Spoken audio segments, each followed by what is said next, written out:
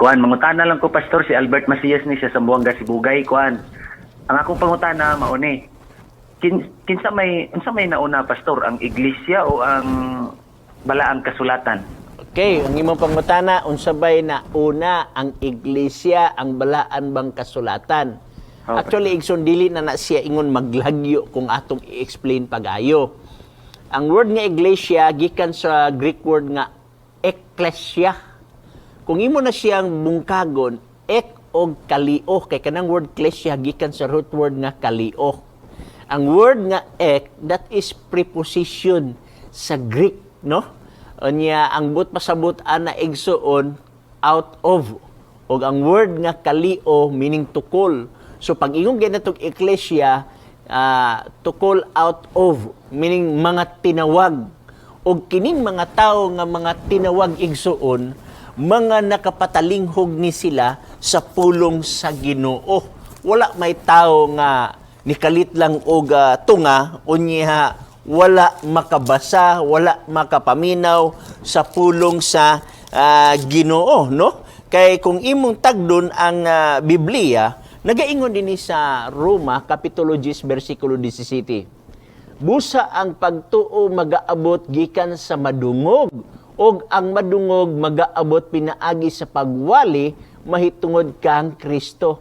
So kung unsa imong giwali ang Biblia, so meaning to say nag-response ka tungod sa pulong sa Ginoo. Kay kita tanan mga nangawala man ta, mga gitawag nato og gikan ta sintel, nakadungog tag pulong, nakabasa ta og pulong ahyatan ni response. So sa ato pa, kung imo lang yung gitawag majority, no, gawas atong kay na may mga tawo nga gi-claim nga gipakitaan og damgo mo na silang nakumberter.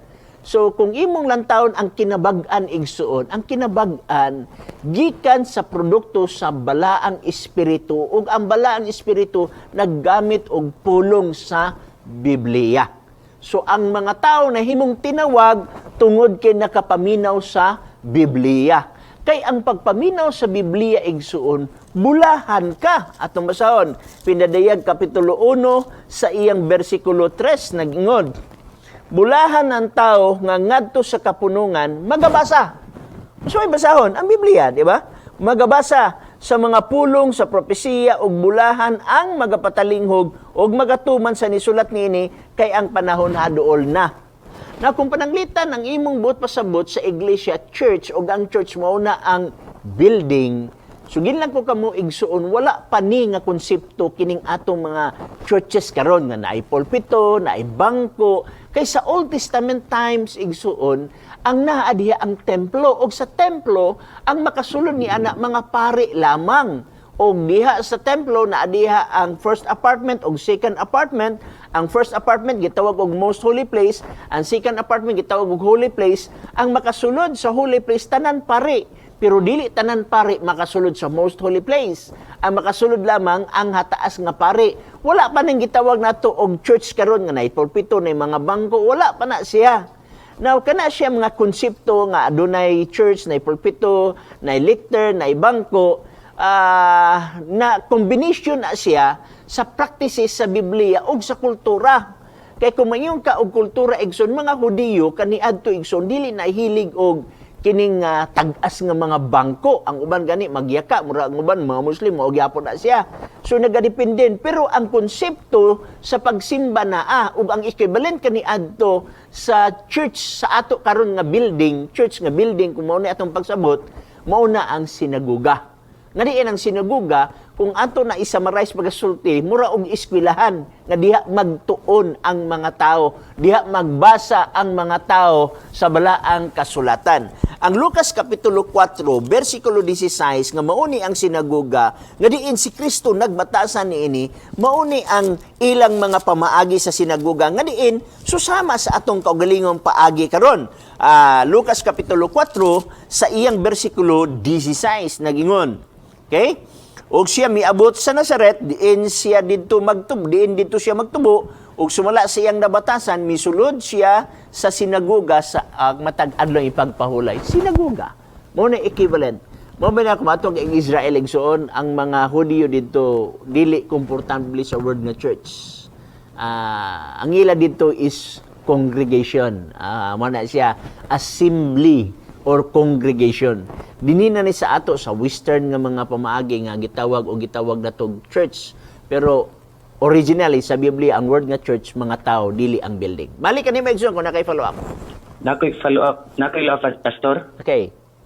Kuhat kaning namang ko kay mga higala nga mga Catholics, mo claim man gud sila nga ang church above the Bible tungod kay mas nauna daw ang church kontra sa Bible, pastor. Okay, daghang salamat. Nauna kuno ang church kaysa mo ni dili kana siya tinuod igsoon. Okay?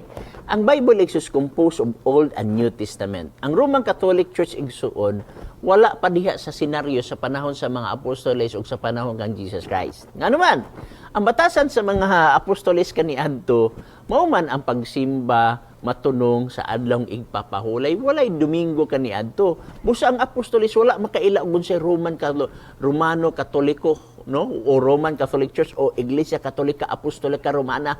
Gitawag gay na og Iglesia Katolika Apostolika Romana tungod kay gikan sa Rome dili sa Jerusalem. Unya ang first church igsoon gikan sa Jerusalem. Kung imo basahon na ang Acts chapter 15, kung adunay mga problema sa mga churches labi na dinhi dapit sa Galacia o unsa mga churches, didto na nila sulbaron labi na og mga dagko na kaayo nga mga issue, didto na nila sulbaron sa Councils on Jerusalem. So basically igsoon ang Catholic Church ulahin na siya. Wala pa'y Catholic Church na ana ang Old Testament. Okay? Ang mga Hudiyo, imagine nimo si Paul. Si Paul igsoon wala pa New Testament sa time ni Paul. Kay mao pang may pagsulat ni Paul sa mga libro. Sulat ngadto sa Iglesias Corinto, sulat ngadto sa Iglesias Roma, sulat Iglesia sa Galacia, sulat sa Iglesia sa Efeso. Na wala naa pa si Paul wala pa ma-exister ang New Testament. Pero nana sila'y Biblia or gitawag natong scripture atong basahon. Ikaduhang Timoteo kapitulo 3 bersikulo 16 kung atong tan-aw na nag-ingon diri. 3:16. Ang tibuok nga kasulatan gituga sa Dios ug may kapuslanan sa pagtudlo, pagbadlong, pagsaway, pagbatutos, pagkamatarong. So niya na di ang kasulatan. Wa pay Roman Catholic Church niya na kasulatan. Imagine nimo ang Roman Catholic Church nagbatasan og Domingo, ang apostoles wala. Ang Roman Catholic Church nagbatasan sa pagkaon sa mga mahugaw nga mga butang, samas baboy. Ang apostoles wala.